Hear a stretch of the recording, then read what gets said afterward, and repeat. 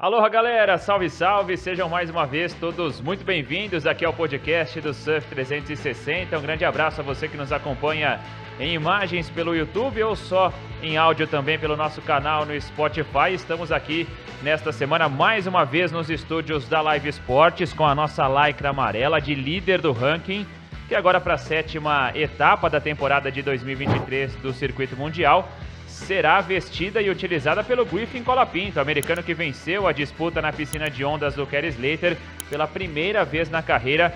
Vai chegar a um evento então vestindo essa lycra amarela. Será, claro, assunto desse nosso episódio do podcast Surf 360, Hit 8, 8º episódio aqui do nosso podcast. Então, desde já, eu peço que você se inscreva aqui no nosso canal, mande também as suas mensagens, participe junto com a gente, deixe o seu like, também ative as notificações, aí o sininho para receber tudo do Surf 360 pelo YouTube e também através do Spotify. Estou aqui ao lado sempre dele, Thiago Blum.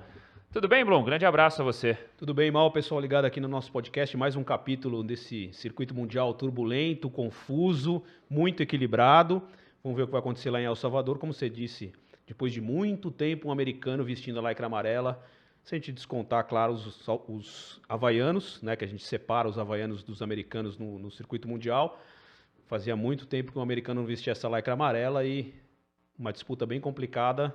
Em El Salvador vai ser muito equilibrado, acredito também, para depois o circuito continuar até chegada dos 5 classificados no feminino e no masculino para as finais dessa temporada. Bom, então agora nós vamos para a 7ª parada, né, desse calendário de 2023, Blum, e claro que nesse momento, até pelo termômetro das redes sociais, o que dá para a gente sentir um pouquinho é que alguns brasileiros estão meio que desiludidos depois do que ocorreu na piscina de ondas do Kelly Slater. E não fiquem assim, viu, pessoal? Calma, o Brasil vai reverter agora toda essa raiva que o brasileiro tem dentro depois do que aconteceu na piscina de ondas. Mas também acho que tem muita gente já na ansiedade, na expectativa para saber como os brasileiros já vão responder de fato, né?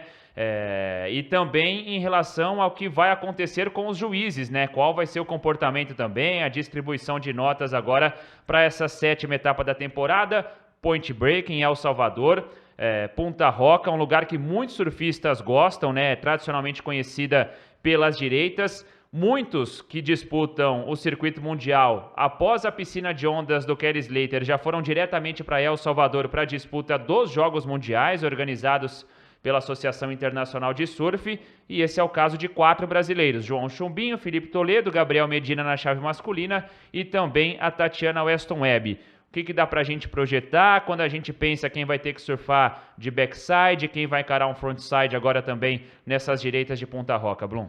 Vamos lá, vamos por partes. Primeiro, dizer que El Salvador, de repente, virou um dos picos dos lugares mais importantes do circuito mundial, tanto para a ISA quanto para a WSL. A WSL, inclusive, ela tem comparado Punta Roca e El Salvador com as direitas de Jeffreys Bay e Trestles.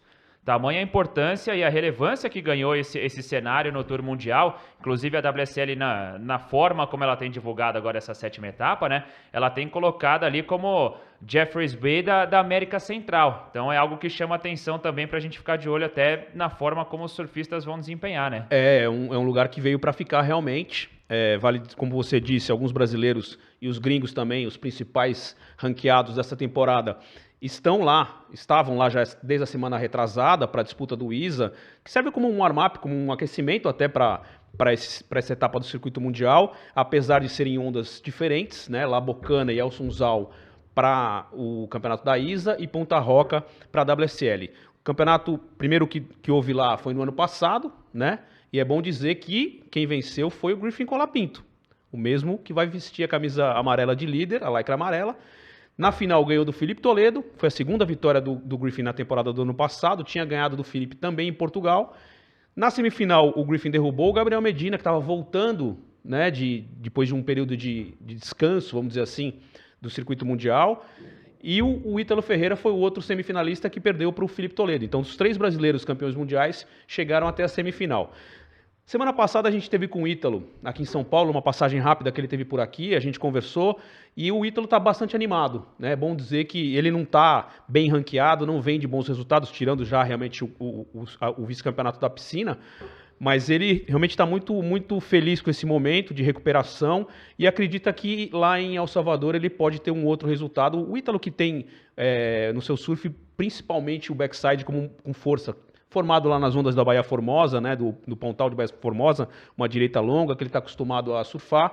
Então é um cara que pode conseguir um bom resultado. Felipe e Gabriel, sem dúvida, não dá nem para pensar em outra coisa que não seja disputa de título, assim como o Chumbinho, que vem muito bem, né, conseguiu bons resultados na primeira metade, conseguiu passar o desafio da piscina com o 5º lugar.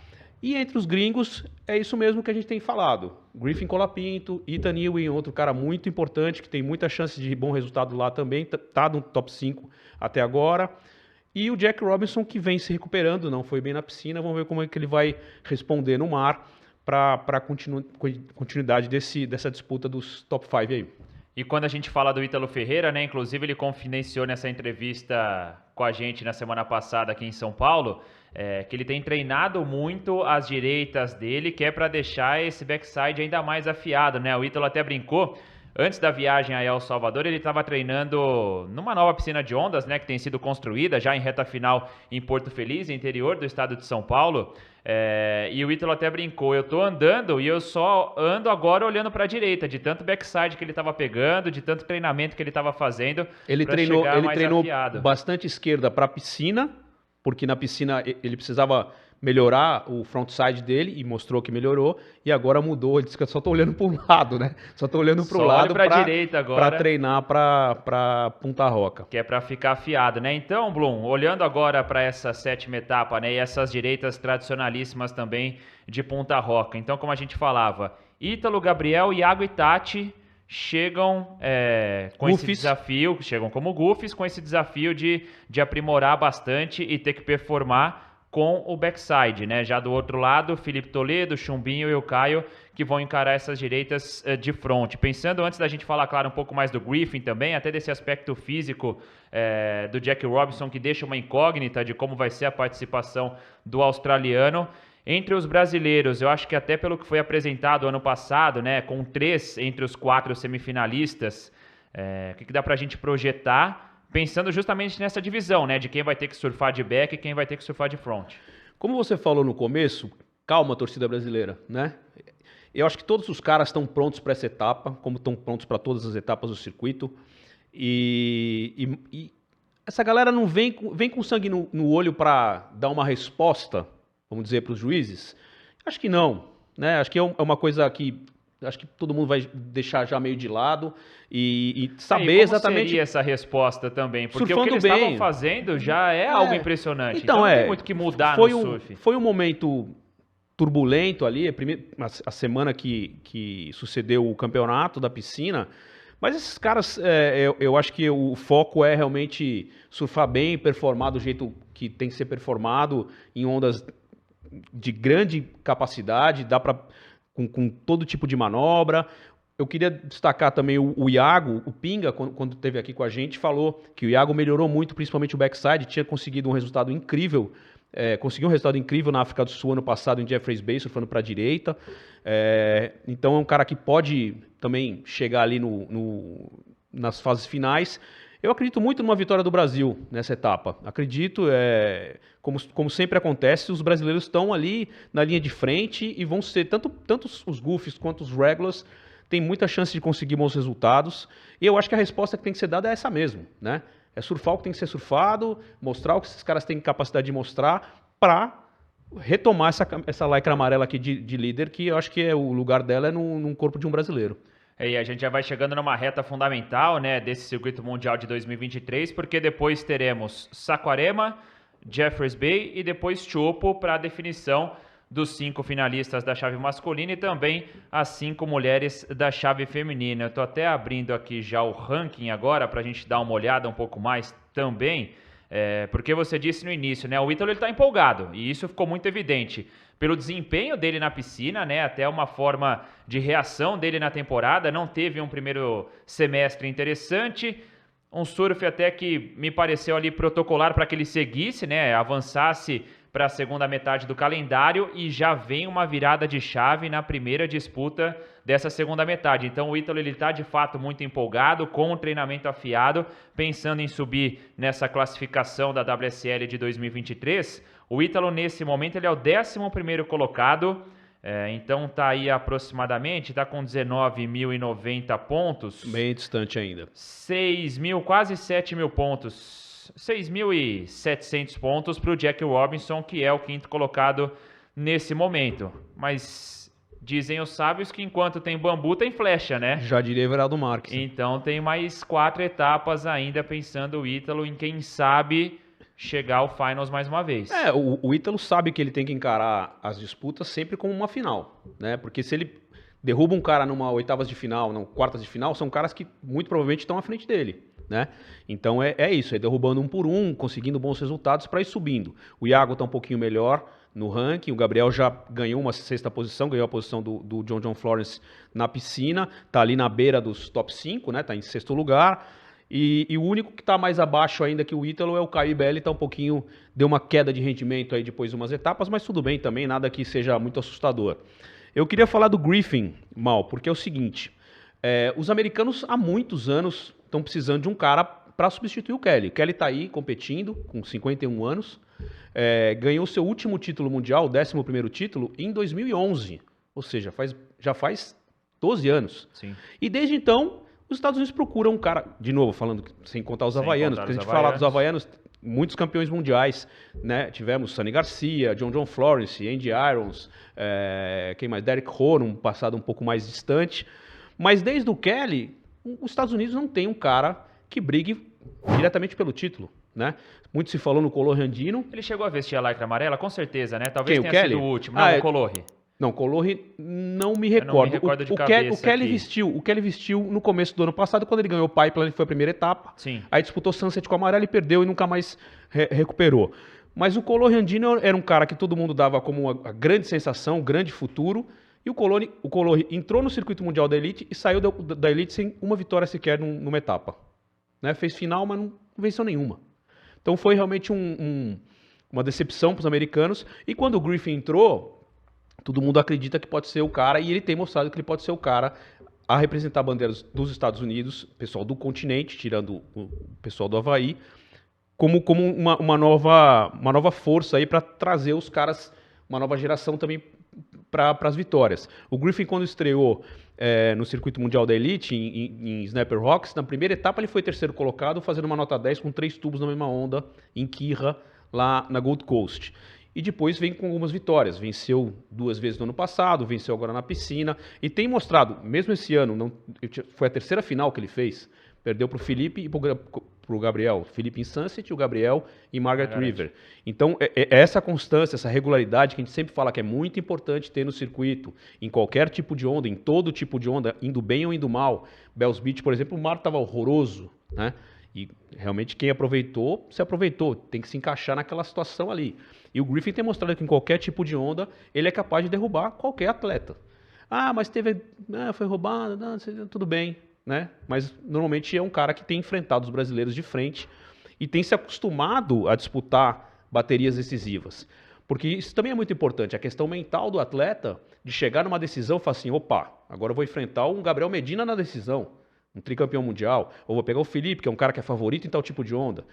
E o Griffin tem mostrado força mental e condição técnica e tática também para derrubar qualquer um. Então é um cara que a gente tem que olhar com muita atenção. E na minha aposta que a gente fez alguns programas atrás, eu disse que ele vai estar entre os 5 primeiros. Eu vou puxar esse vídeo porque eu já não me recordo. Eu coloquei o Griffin também, eu não lembro exatamente qual foi a colocação ali, a classificação exata, né? Como a gente montou esse top 5 pensando no Finals. Você falou do Griffin, que é o americano hoje que tem dado um suspiro, né? Para o país nessa elite do surf mundial, claro, sem contar os havaianos, mais uma vez, né? Sem colocar o John Florence também nesse balaio. E aí, quando a gente vai para os australianos, a gente começa a temporada de 2023 falando muito do Jack Robinson, e com razão, pelo que ele já havia feito na temporada passada e pelo início de temporada dele também, conquistando o título em Pipeline, a primeira etapa da temporada, e de repente Não de repente, né? Mas o Jack ele sofreu com problemas físicos, teve uma queda, não foi bem na piscina e vem no momento de ascensão Ethan Ewing. Pensando justamente pelo estilo de onda também, pelas direitas de El Salvador. Qual dos dois australianos você acha que pode dar mais trabalho para os brasileiros, Blum? Ethan Ewing. Nesse momento, o Ethan Ewing. Só fazer um parênteses, eu esqueci de dizer que os Estados Unidos teve um outro campeão mundial depois do Kelly, nessa longa fase do Kelly. Em 2001, quando houve o ataque terrorista aos Estados Unidos, o campeonato parou na metade e o CJ Hobgood era o líder do circuito naquele momento. Acho que tinham 4 ou 5 etapas só disputadas e ele herdou esse título. É um título que ninguém fala, porque é um circuito que não acabou, né? Só para deixar registrado. Mas voltando aos australianos. O Jack, se não tivesse lesionado, eu acho que ele seria hoje o líder do ranking, ainda. Por quê? Ele perdeu a etapa mais importante para ele, da questão emotiva, emocional, pessoal, que foi o Western Australia. O cara é de Margaret River, é um cara acostumadíssimo com aquela onda, e eu acho que surfando ali ele ia ter um grande resultado. Ficou faltando um resultado ali, e aí teve que se recuperar de uma lesão, voltar na piscina, que não tem uma competição completamente diferente, difícil. Então, eu acho que se o Jack voltar, e eu imagino que ele esteja já em condições ideais de competição, ele é um cara perigosíssimo em qualquer tipo de onda. El Salvador eu acho que é um pouquinho mais pro Ethan, mas quando chegar Saquarema, igual para os dois, mas África do Sul, apesar do Ethan ter vencido o ano passado, eu gosto muito do surf do Jack lá. São dois caras, é isso, a gente projetou aquela ideia dos 5 melhores, não vai sair muito disso, né?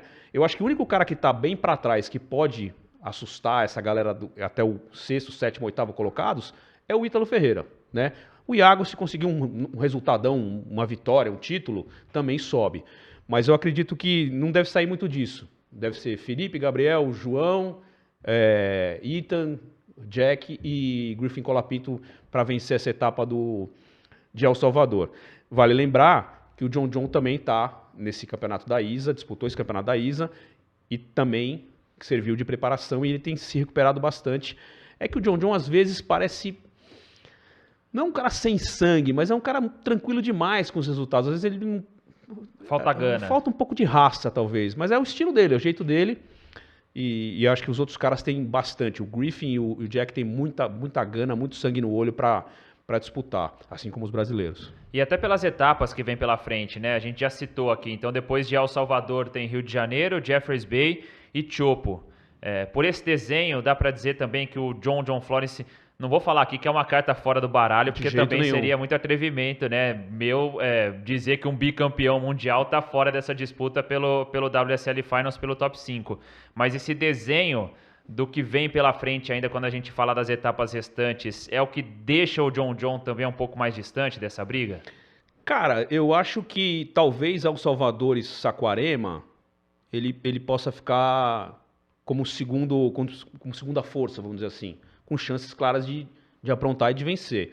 Mas quando entra Jeffreys Bay e Chopo, se o mar tiver grande nessas duas condições, para colocar em Jeffreys Bay, é colocar ele como um dos favoritíssimos e Chopo mais ainda. Se Chopo tiver Chopo eu concordo, J-Bay eu tenho um pouco de dúvidas ainda, viu? Pode confiar que se J-Bay ou se o mar tiver grande e mais desafiador, ele é um cara que faz a diferença. Chopo, se tiver clássico, é ele, Gabriel e o resto, né?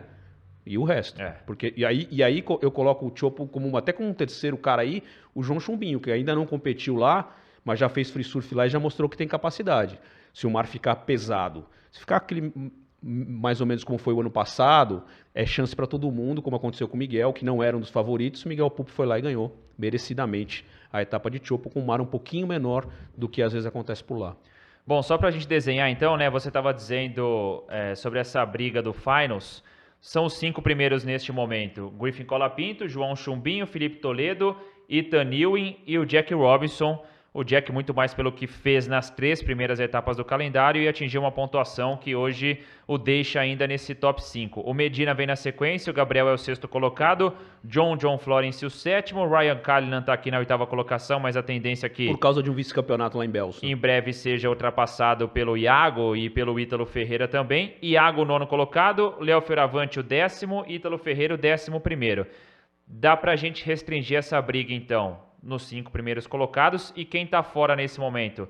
Gabriel, John, Iago e Ítalo. Então são 9 caras na briga, mais ou menos, pelas 5 vagas? É isso. Acho que vai depender muito das próximas 2 etapas. Acho que El Salvador e Saquarema, o que rolar vai direcionar bem o caminho para esses top 5 aí. Vamos então à chave feminina agora? Porque é o seguinte, se a gente falou que o Griffin Colapinto vai chegar a El Salvador com essa lycra amarela de líder do ranking, quem vai chegar com a lycra amarela na chave feminina é alguém que já está bem habituada, né? A lycra amarela quase que já não sai do corpo dela. O armário da Carissa Amor deve ser que nem o da Mônica, né? Abre, tá tudo igual, todo mundo de camisa amarela. Assim, só amarelo, porque a Carissa já tá cansada de colocar a lycra amarela de líder do ranking. Chega mais uma vez com essa primeira colocação, também num momento importante da chave feminina de definição do top 5. Se o Griffin vai a El Salvador com o título da temporada passada, né, na etapa de El Salvador em 2022 e a lycra amarela, a situação ela é um pouco diferente na chave feminina, porque a Carissa chega como líder do ranking, mas a Stephanie Gilmore foi a vencedora no ano passado, Blum. Você só falou nome de gente grande aí, né? Pesada essa disputa do feminino. Né? O feminino é bem mais equilibrado e mais legal que o masculino em relação do feminino é a chegada da nova geração, né? Kathleen Simmers, Molly Picklum, essas 2 meninas estão, se não me engano, estão entre as 5. Estão. A Molly Picklum é a 3ª colocada e a Kathleen Simmers a 5ª colocada. Então, completam o top 5 a Tyler White na 2ª colocação e a Caroline Marks. A Caroline já, apesar de bem jovem, já está há algum tempo no circuito. Parece que eu já ouço o nome da Caroline no CD há tantos e tantos anos e ela é muito nova, muito jovem ainda. A Tyler já tem alguns títulos mundiais, a Carissa tem 5, a Stephanie está um pouco abaixo no ranking, mas tem 8 títulos. Então é legal ver essa nova geração do surf feminino, principalmente americanas e australianas, torcendo para que o Brasil consiga trazer outros nomes para o circuito mundial. A Luana Silva está aí na briga do Challenger Series para fazer companhia com a Tatiana Weston Webb. A Silvana Lima também está no Challenger. Vamos ver quem sabe a Silvana, com toda a força que ela tem, consegue trazer o Brasil para mais uma representante para a Elite. Mas eu acho difícil sair esse título mundial desse ano de Tyler ou Carissa. Eu vejo a Stephanie um pouquinho mais abaixo esse ano, ganhou essa etapa de El Salvador ano passado, e o que ela fez no WSL Finals, só uma gigante, uma pessoa de uma capacidade monstruosa pode fazer, e ela tem 8 títulos, não por acaso, né, vindo do 5º lugar, passando o rodo em todo mundo. Mas eu acho que dessa vez a Carissa ou a Tyler que vão ser as principais candidatas ao título mundial. Eu queria ver pelo menos uma dessas. Claro, quero que a Tati consiga chegar no top 5 pela 3ª vez e brigue pelo título. Mas eu gostaria de ver uma dessas 2 garotas aí, dessas 2 da nova geração, ou a Kathleen ou a Molly, numa situação de pressão que o WSL Finals coloca, né? Lembrando que a competição feminina é bem mais curta, né? Nessa segunda metade, você passa na primeira fase, você já está nas quartas de final, a competição é bem curta. Então restringe bastante ali a pontuação, fica mais apertado a briga pelos pontos e a distância fica mais difícil de alcançar, mas eu acredito muito na Carissa, que ano após ano tem mostrado que merece demais essa camisa amarela aqui do líder de ranking. E a Carissa, ela, depois de 6 etapas nessa temporada de 2023, tem 3 vitórias, né? Sim. Deixa eu até recuperar aqui, porque eu fui fazer o comparativo dela com a Tyler White também. Ela ganhou então Sunset. A Carissa venceu o Pipeline. Desculpa, Pipeline. Aí em Sunset ela parou nas quartas de final. Portugal ela parou nas oitavas de final. Resultado ruim. Bells ela chegou também nas quartas. Aí ela venceu as 2 últimas consecutivas, Margaret, e venceu a Piscina também. E a Tyler, né, são as 2 primeiras colocadas e até com uma pontuação mais tranquila já em relação a Molly Picklum, que vem na 3ª colocação, a Caroline e depois a Kathleen Simmers. A Tyler White, ela fez 3 finais entre essas 6 primeiras etapas do calendário. Foi vice em Pipeline, perdeu para Carissa. Depois ela fez final em Bells e foi a campeã. E fez final em Margaret. Então ela fez 3 decisões, sendo que 2 foram contra a Carissa e ela foi derrotada nas 2 pela Carissa. Então é um ponto que a Tyler também deve estar remoendo por dentro, no sentido de querer devolver essas derrotas e claro que já numa projeção também de uma possível disputa do Finals. E o ano passado foi o contrário. A Tyler tinha se dado melhor em finais contra a Carissa. Mas são as duas os grandes nomes aí do feminino nesse momento, já há algum tempo. A Tyler, perdão, depois de uma lesão séria, de um afastamento, voltou no ano passado, voltou ganhando etapa, disputando o título, e agora ela também está num hip muito forte.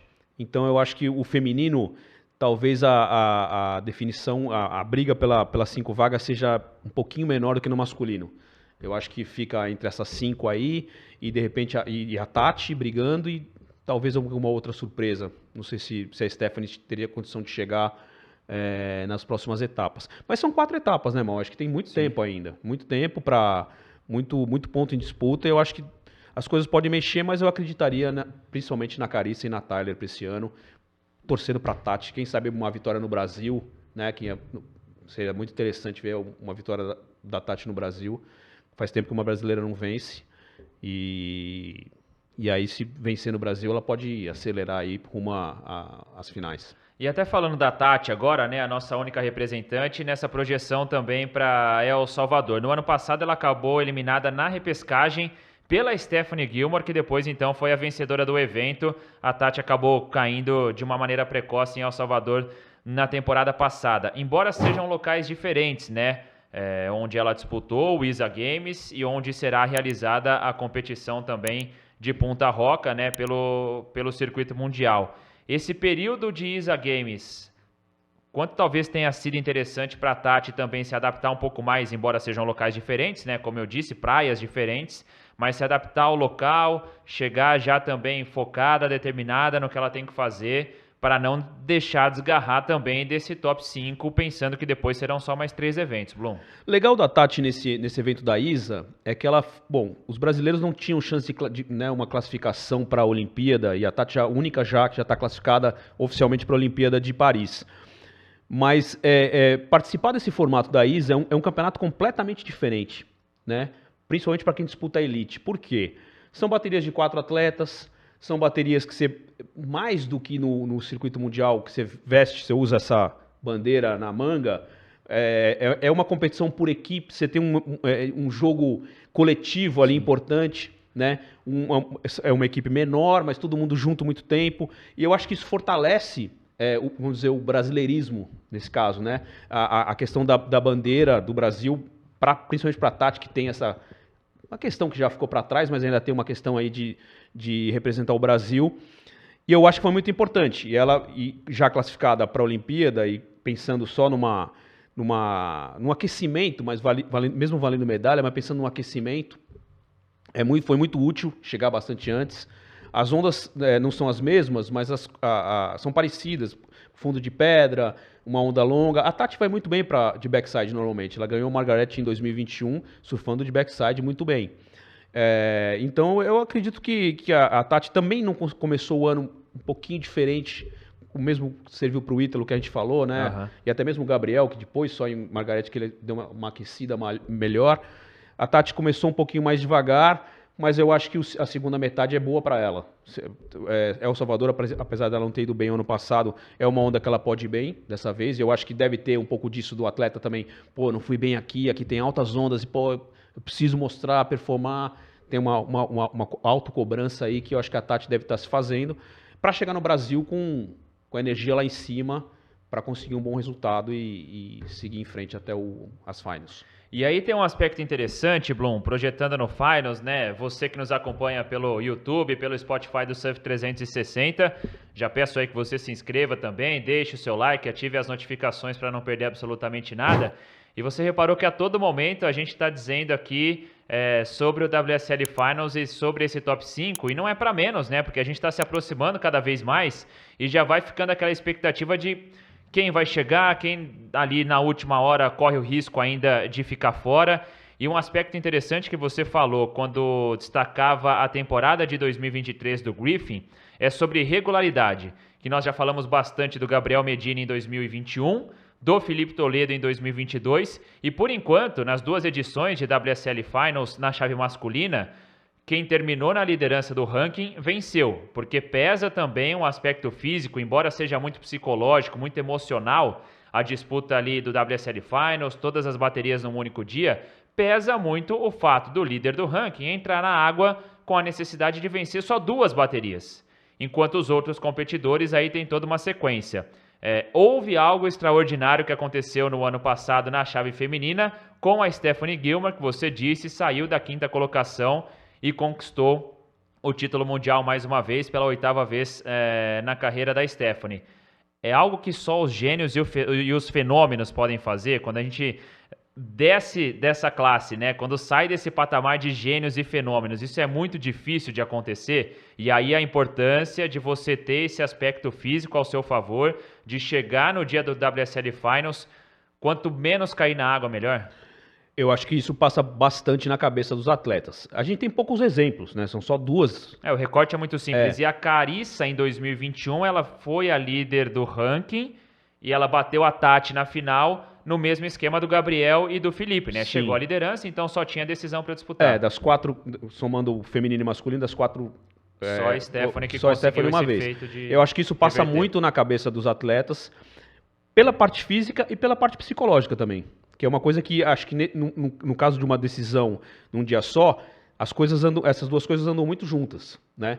O cara já sabendo que ele vai ter que percorrer uma trajetória bem maior até chegar na final, já passa na cabeça, tem que me dosar aqui, tem que me preservar um pouco ali, mas também não posso tirar o pé. Porque e nessa de dosar, preservar, você perde a chance. Você pode perder a chance. Lembrando que o Ítalo, no ano passado, fez o mesmo caminho que a Stephanie, foi até a final, né? Ele saiu de quarto, ele era 4º lugar, mas pegou o 4º contra o 5º, o número de baterias é o mesmo. E ainda quando chega na final, é uma melhor de 3. Quer dizer, o cara tem que ganhar 2, né? Chega, além de estar cansado, não basta chegar, no caso do Ítalo, não bastava ele ganhar do Felipe, ele tinha ganhado do Felipe 2 vezes. Então é realmente um handicap muito importante chegar com a cabeça boa e com o corpo são, limpo, descansado no final.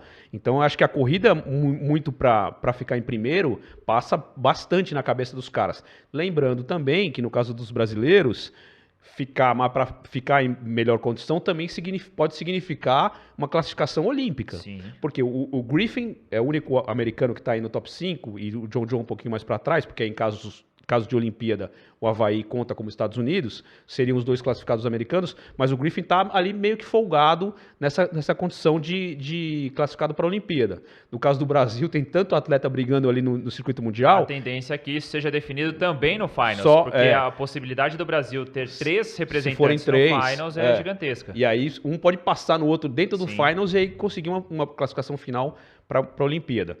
Claro que a primeira preocupação de todo mundo é o circuito mundial. A Olimpíada é uma consequência. Todo mundo quer ganhar o título mundial e a vaga olímpica acaba sendo uma consequência. Mas, realmente, eu acho que passa muito na cabeça. Por exemplo, o Felipe conseguiu a classificação para o WSL Finals de 2022 em Saquarema. Ainda teve mais 2 etapas, na África do Sul e Chopo. Eu, sinceramente, não me recordo se existia a possibilidade dele perder essa liderança, mas era pequena porque ele realmente, como você falou, veio numa constância muito grande, abriu uma vantagem muito importante para segurar essa primeira colocação. Esse ano, quando está um pouquinho mais equilibrado, os caras estão um pouquinho mais amontoados ali entre os 5, 6, 7 primeiros, dependendo do que acontecer em El Salvador e Rio de Janeiro, as etapas J-Bay e Chopo podem definir até um primeiro lugar no ranking. Então, tomara. É o que eu quero que aconteça. Acho que quanto mais ter mais disputa, mais briga, mais duelos mais quentes, é mais legal de assistir, de ver esses caras performando em alto nível. E você sabe qual é o assunto que eu deixei aqui para nossa parte final já do podcast Surf 360 nessa semana? Não sabe? Não. Teve um pouquinho de polêmica aí recentemente. Tá ligado do assunto? Negócio de juiz, né? Exatamente. Quero falar com você agora, Blum, sobre isso, né? Porque os brasileiros se posicionaram. Na semana passada, o nosso episódio anterior aqui do podcast Surf 360 foi com o Phil Hajman, bicampeão mundial de longboard. Disse muito também sobre a forma como os brasileiros, na visão dele, têm sido tratados pela WSL. Inclusive, esse episódio você pode conferir no nosso canal do YouTube e também no Spotify. Está lá disponível para quem quiser acompanhar a nossa 7ª bateria. Os brasileiros se posicionaram, principalmente os 3 campeões mundiais, puxados pelo Gabriel Medina, depois com o Ítalo Ferreira e o Felipe. A WSL respondeu 2 vezes. Primeiro numa nota oficial da entidade e depois uma nota oficial encabeçada pelo CEO, pelo presidente, o Eric Logan, ressaltando que não há nada disso de perseguição, rebatendo os brasileiros a todo momento e dizendo que, diferentemente da versão dada pelos brazucas, de que muitas vezes eles não sabem e não entendem quais são os critérios das arbitragens dos juízes, a WSL isso no pré-evento, né, na véspera ali de cada competição, de cada etapa, deixa isso bem claro aos competidores, o que vai receber uma nota um pouco maior, o que vai receber uma nota um pouco menor. Qual é a sua expectativa também, Blum, agora projetando essa 7ª etapa, né, essa parada em El Salvador e, claro, destacando o que a gente disse no início, né, a tendência é que pela maturidade dos atletas brasileiros, tudo o que ocorreu na piscina do Kelly Slater já tenha ficado para trás. É o que eu espero. E começando pelo final, eu espero que acabando a etapa de El Salvador, a gente não precisa vir aqui para falar de arbitragem de nota, né? Nem que seja a favor ou contra os brasileiros, independente disso. Uma coisa muito importante da gente falar, não existe nenhum tipo de mágoa, rusga, briga, confusão entre os atletas. Sim. O exemplo disso foi dado pelo próprio Griffin Colapinto, indo para El Salvador, para a etapa do ISA, sentado no avião ao lado do Felipe e do Gabriel, e os 3 lá, estamos indo, bros, não sei o quê. Né? A questão que houve foi em relação a julgamento, um posicionamento dos brasileiros, que eu acho que foi muito correto, já disse isso aqui no nosso podcast, no nosso canal, pontual, necessário, num tom correto, sem mimimi, querendo entender a situação. Aí a WSL responde, e a gente tinha falado, a WSL não se pronunciou, dizendo, olha aqui, nós oferecemos o regulamento dos critérios, ou seja, dizendo assim, vocês não leram, ou vocês não estão sabendo, não querem se informar. Então ficou essa questão, né? Mudança de critério não vai existir. As coisas estão ali, já não houve, a não ser que haja um novo testamento do surf mundial de competição. Olha, a partir de agora o que vai valer mais é um carve mais longo, ou uma batida assim... Mas será que vai haver uma mudança de comportamento dos juízes por essa pressão externa? Acredito que não. Eu não quero acreditar e duvido que os juízes... E essa pressão externa ela é brasileira também, sim, né? Mas a gente não fala de uma maneira global. Ali, imagino que os caras estejam ali, do mesmo jeito que quem compete na elite são os melhores, os juízes que julgam as etapas da elite, imagino que sejam os melhores. Então os caras não querem perder esse emprego, que deve ser muito bom, muito interessante, né? E eu acho que os caras não estão ali pensando em... Eu acho que todo mundo quer julgar para acertar, quer fazer o correto. E o importante é dizer, em cima dos juízes que dão cada uma das notas, que são depois tiradas as médias, existe um head judge, um cara que comanda os juízes e que a partir dele, sim, vem um direcionamento, também dentro de critérios pré-estabelecidos, de direcionamento de onda a onda. Se esse cara tem uma predisposição a prejudicar os brasileiros... Acho difícil, cara. Acho que esse cara não teria um emprego tão importante para uma liga tão importante que só cresce, grande, para prejudicar os principais nomes que valorizam a própria liga. Se você tira o Gabriel Medina e o Felipe do circuito, o Gabriel fala assim, parei, não quero mais. Vou viver minha vida, fazer surf trip, trabalhar com os meus patrocinadores, não sei o quê, não quero competir mais para a liga. Quem perde? A liga. Com certeza. Né? Felipe, o Ítalo, seja quem for. Né? Então, hoje, as grandes estrelas da Liga Mundial de Surf são os brasileiros. Principalmente o Gabriel Medina. Por isso que eu achei que ele fez muito bem em se posicionar e reivindicar uma situação que deve ser reivindicada. Porque o mundo inteiro viu, e também os brasileiros se posicionaram, e teve muito surfista gringo que concordou com o julgamento errado da piscina. Né? Gerou uma porção de comentários. Então eu acho que ninguém está ali para errar, e ninguém quer errar. E eu espero terminando do mesmo jeito que eu comecei. E espero que a gente venha aqui nos próximos programas sem precisar falar o Brasil foi prejudicado, ou aquela onda do Griffin, aquela onda do Ethan, ou aquela onda do Felipe merecia. Eu acho que não é o caso. Não vai ter mudança de regulamento na WSL, então, quando a gente fala das notas dos juízes, o que será aplicado aos atletas agora em El Salvador, também no restante dessa temporada de 2023, mas teremos mudança aqui no podcast Surf 360. Conta porque eu aí. sei que você que nos acompanha pelo YouTube e Spotify se acostumou a acompanhar os nossos episódios inéditos todas as quintas-feiras, às 7h30 da noite.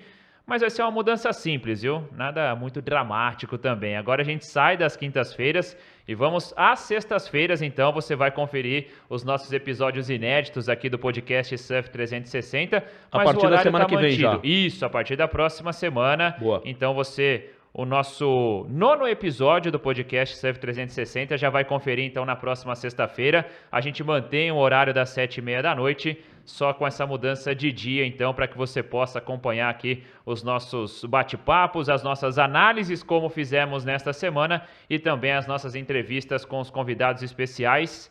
A gente se encontra, então, na próxima semana para falar um pouco mais também aí de El Salvador, uma análise dos brasileiros e de tudo mais que virá pela frente nessa sequência, certo? Certo, muita coisa boa por aí. Então vamos embora nessa. Semana que vem tem muito mais podcast Surf 360 aqui dos estúdios da Live Sports. Sempre agradecendo mais uma vez aos nossos parceiros, o Christian e o Renato lá da Board House Brasil, com essas pranchas aqui do nosso cenário. E você, claro, participa também aí dos nossos podcasts, dos nossos episódios, mandando seus comentários, interagindo com a gente pelo nosso canal no YouTube, com a Lycra amarela. Quem será que vai terminar com ela? Quer palpitar? Quem?